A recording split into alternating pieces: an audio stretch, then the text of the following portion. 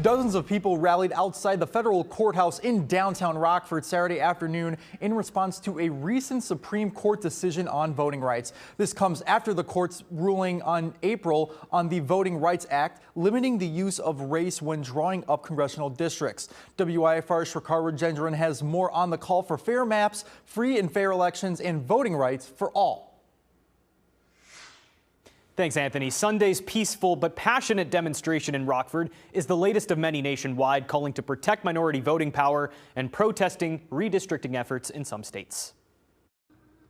The Rockford community responded Sunday to the Supreme Court's April 29th ruling overturning Section 2 of the Voting Rights Act, which protects minority voting power.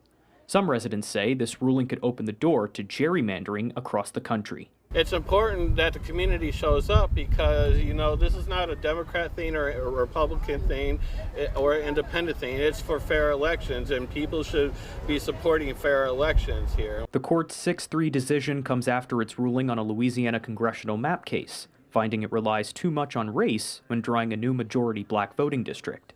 NAACP Rockford branch president Wayne Turner says the ripple effects will be felt far beyond the South.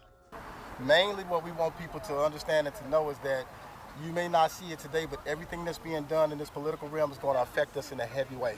But not everyone sees the Supreme Court's ruling the same way. House Speaker Mike Johnson defended the decision. Democrats spent decades trying to engineer electoral maps that divided Americans, and this decision from the Supreme Court hopefully ends that terrible practice once and for all.